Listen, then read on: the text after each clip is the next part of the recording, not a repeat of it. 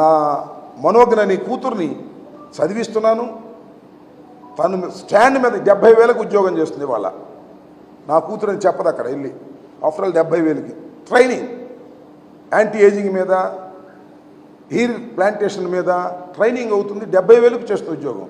నా కూతురుగా, మంత్రి కూతురుగా. ఎక్కడ కూడా మంత్రి కూతురుని చెప్పదు.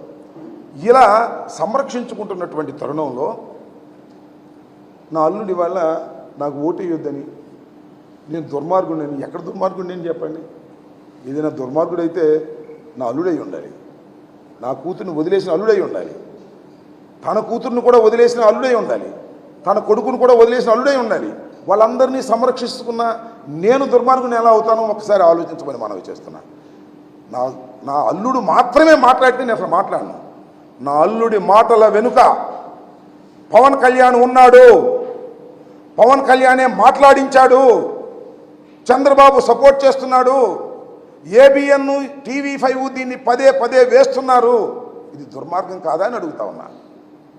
ఒక ఫ్యామిలీ ఇష్యూని ఇంతగా తీసుకొచ్చి రాజకీయ లబ్ధి పొందాలని అనుకోవడాన్ని ఏమనాలి? అది నా ఆవేదన.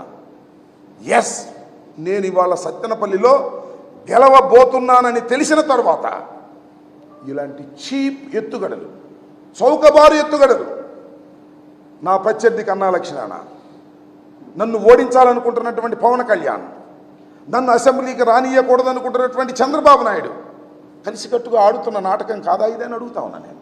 ఏమిటి దుర్మార్గం? మాలుడేమో వీడియో చేసి ఏబిఎన్లోను, TV5లోనే వేస్తాడు. పవన్ కళ్యాణ్ ఏమో పొన్నూరు వచ్చి మాట్లాడతాడు. ఇది ధర్మమేనా? ప్రజలు ఆలోచించాలి. నా ఓటర్లు కాదు, నా ఓటర్లకు నేనేంటో తెలుసు. నేను దుర్మార్గుని ఎలా అవుతాను? ఇది ఒకసారి ఆలోచించమని మనవి చేస్తున్నా. ఇంత దుర్మార్గమైన రాజకీయాలు చేస్తున్నటువంటి వ్యక్తులు నేను మాట్లాడదలుచుకుంటే, ఎవరి కుటుంబంలో డిస్ప్యూట్స్ లేవు చెప్పండి ప్లీజ్. చిరంజీవి గారు, మీ తమ్ముడికి చెప్పండి, మీ కుటుంబంలో డిస్ప్యూట్స్ లేవా? మీ కూతురు డిస్ప్యూట్స్ లేవా? మరొకటి అడుగుతా ఉన్నా, నాగబాబు గారు, మీ కుటుంబంలో డిస్ప్యూట్స్ లేవా? మీ కూతురులో డిస్ప్యూట్ లేవా? అక్కడ దాకా ఎందుకు? నా ప్రత్యర్థి కన్నా లక్ష్మణ, 2 కుమారులు, మీకు డిస్ప్యూట్స్ లేవా? మీరు కోర్టులకు పోలేదా? డిగ్రీలు పొందలేదా? What is this? ఇంత నీచమా?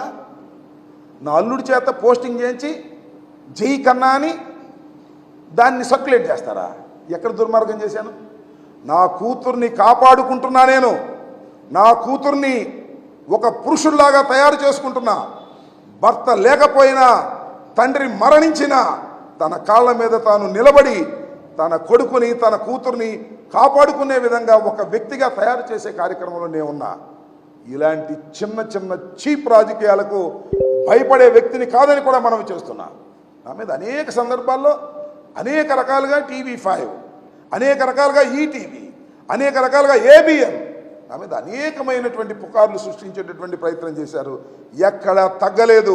కింద పడిపోయాడు అనుకున్నారు రాంబాబు, మళ్ళా లేచి నుంచున్నాను కెరటం లాగానే మనం చేస్తున్నా.